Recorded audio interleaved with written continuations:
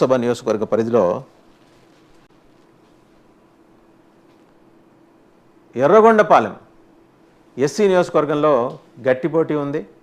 కానీ వైఎస్ఆర్సీపీ అభ్యర్థి గెలిచే అవకాశాలు ఉన్నాయి. ఇక్కడ ఒక మాట చెప్పాలి, చంద్రశేఖర్ అని ఈ మధ్యకాలంలో చాలా అగ్రెసివ్గా వస్తున్నారు, వైసీపీ స్పోక్స్ పర్సన్గా వస్తున్నారు. ఆయనకి వైసీపీ టికెట్ ఆఫర్ చేసింది. సో దర్శి కూడా గట్టి పోటీ నెలకొన్న వైఎస్ఆర్సీపీకే అవకాశం ఉంది.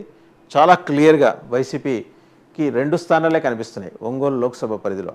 సో నిజంగా ఇబ్బందికరమైన వాతావరణమే ప్రకాశం జిల్లాలో. ఒంగోలు వచ్చేప్పటికీ అసెంబ్లీ సెగ్మెంట్ తెలుగుదేశం ప్రస్తుత పరిస్థితి ఉంది అనుకూలంగా, ఫలితం తెలుగుదేశానికి అనుకూలంగా ఉంది. ఇక కొండెపి ఎస్సీ నియోజకవర్గం కానీ, మార్కాపురం కానీ, గిద్దలూరు కానీ, కనిగిరి కానీ ఈ 4 నియోజకవర్గాల్లో కూడా గట్టిపోటీ ఉన్న తెలుగుదేశమే అంతిమంగా సెక్యూర్ చేసుకోబోతోంది. తెలుగుదేశం తరఫున కనిగిరి నుంచి ముక్కు ఉగ్ర నరసింహారెడ్డి, డాక్టర్, ఫేమస్ సర్జన్, ఆయన కంటెస్ట్ చేసే అవకాశాలు ఉన్నాయి. లాస్ట్ టైం కూడా ఆయనకు మంచి పేరుంది ఆ నియోజకవర్గంలో. సో అక్కడి నుంచి తెలుగుదేశం డెఫినెట్గా గెలిచే అవకాశాలు చూస్తే ఇంత క్లియర్గా బహుశా అంటే విజయవాడ తర్వాత ఇంత క్లియర్గా తెలుగుదేశానికి పూర్తి ఫేవరబుల్గా ఉన్నది ఒంగోలు లోక్సభ నియోజకవర్గం. 5 చోట్ల తెలుగుదేశం అభ్యర్థులు గెలవబోతున్నారు, 2 చోట్ల వైసీపీ అభ్యర్థులు గెలవబోతున్నారని రైజ్ సర్వే సంస్థ వెల్లడించిన విషయం. ఇక నెక్స్ట్ పార్లమెంట్ సెగ్మెంట్లో పరిధిలో కనుక చూస్తే మనం నెల్లూరు లోక్సభ, కందుకూరు నెల్లూరు లోక్సభ కిందకు వస్తుంది. మొత్తం 7 సెగ్మెంట్లో ముందర కందుకూరు చూసుకుంటే వైఎస్ఆర్సీపీ ప్రస్తుతం అనుకూలంగా ఉంది, ఫలితం కూడా వైఎస్ఆర్సీపీ. మానుగుంట మహీధర్ రెడ్డి గారు మాజీ మంత్రి ప్రస్తుతం కూడా ఆయన అక్కడ రిప్రజెంట్ చేస్తున్నారు. ఆయనకు అనుకూలమైన వాతావరణం అక్కడ కనిపిస్తోంది వైఎస్ఆర్సీపీ. కావలి, ఆత్మకూరు కనుక చూస్తే 2 నియోజకవర్గాల్లో కూడా గట్టిపోటీ నెలకొంది. కానీ తెలుగుదేశానికే ఫేవరబుల్గా ఉంది కావలి కానీ, ఆత్మకూరు కానీ. ఇక్కడ తెలుగుదేశం కావలి అభ్యర్థి గురించి మనం మాట్లాడుకోవాల్సి వస్తే, కావలి నియోజకవర్గానికి ఇన్ఛార్జిగా తెలుగుదేశం ప్రకటించిన నాయకుడు ఆయన కాంట్రవర్షియల్గా చేస్తున్న వ్యాఖ్యలు కొంచెం తెలుగుదేశాన్ని ఇబ్బంది పెడుతున్నాయి. వెరాజ్ ఇంతకుముందు అక్కడి నుంచి కంటెస్ట్ చేసి ఓడిపోయిన అభ్యర్థి 1978 నుంచి ఆయన అసెంబ్లీలో దిగారంటే, అంతకుముందు అల్లూరు నియోజకవర్గం ఉన్నప్పుడు ఆయన అక్కడి నుంచి విష్ణువర్ధన్ రెడ్డి ఆయన నుంచున్నారు, 2 సార్లు గెలిచారు. సరే, డీలిమిటేషన్ తర్వాత అల్లూరు నియోజకవర్గాన్ని రద్దు చేసి కావలిగా ఉంచారు. ఇన్ఫ్యాక్ట్ అప్పుడు జరిగిన అంశం ఇక్కడ మనం ప్రస్తావన చేసుకోవాలి.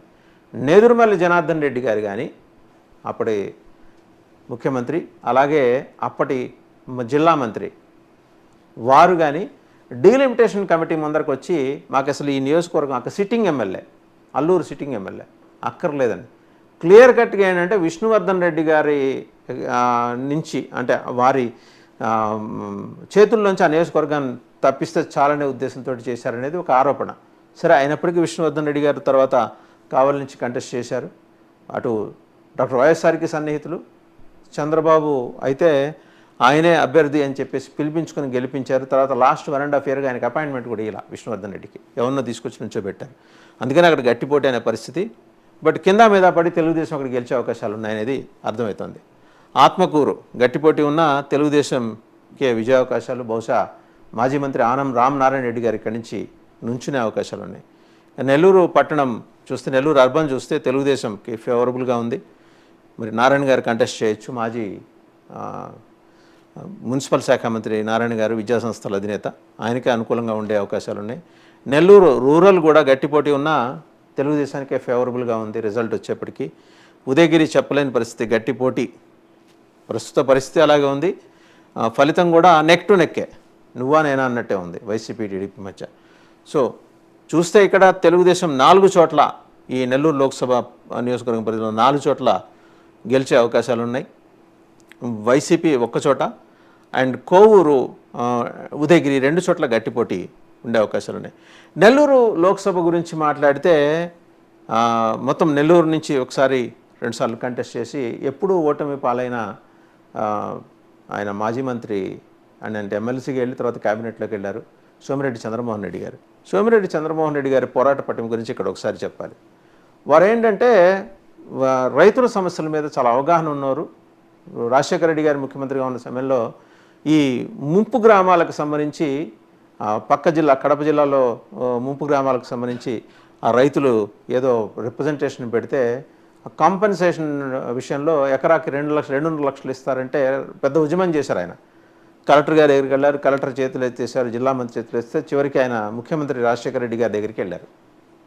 వెళ్ళినప్పుడు ఏంటి సోమిరెడ్డి చంద్రమోహన్ రెడ్డి ఇవాళ పొద్దున కూడా నా మీద ఏవో విమర్శలు అవి గట్టిగా చేసామంటే రాజశేఖర రెడ్డి గారు జనరల్గా నవ్వుతూ పలకరిస్తారు, ఆయనకు అదే అలవాటు. సోమిరెడ్డి గారు ఏంటంటే చాలా ఉద్వేగంగా రైతులకు అన్యాయం జరుగుతుంది, ఎకరాకి 2 లక్షలు ఇస్తారు. సరే ఇప్పుడు ఇంతకీ ఏం కావాలని చెప్పు అన్నట్ట. స్వయంగా తర్వాత ఆయనే చెప్పారు, అది సోమిరెడ్డి గారే చెప్పారు.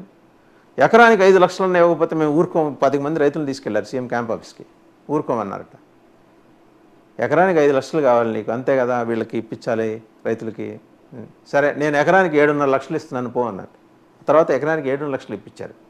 బయటకు వచ్చి ఆయన సిట్టింగ్ ఎమ్మెల్యే విష్ణువర్ధన్ రెడ్డి గారి దగ్గరికి వచ్చి లోపల రాజశేఖర రెడ్డి గారు నాకు గాలి తీశారు, నేను 5 లక్షలని అడిగితే ఆయన 7 లక్షలు ఇచ్చారు చెప్పి. అంటే రాజశేఖర రెడ్డి గారి మ్యాగ్నానిమిటీ గురించి ప్రస్తావనని రాజశేఖర రెడ్డి గారిని విపరీతంగా విమర్శించే సోమిరెడ్డి చంద్రమోహన్ రెడ్డి గారు ఈ విషయం చెప్పారు. ఇది ఇక్కడ ఆయన గురించి చెప్పుకోవాలి. సోమిరెడ్డి బహుశా ఈసారి కంటెస్ట్ చేయకపోవచ్చు, ఎందుకంటే ఆయన మీద ఒక ముద్ర పడిపోయింది, ఆయన ఖచ్చితంగా ఓడిపోతారని. సో ఆయన ఈసారి కూడా కంటెస్ట్ చేయకపోవచ్చు. సో నెల్లూరు లోక్సభ నియోజకవర్గానికి సంబంధించిన పరిస్థితి ఇది. ఇక నెక్స్ట్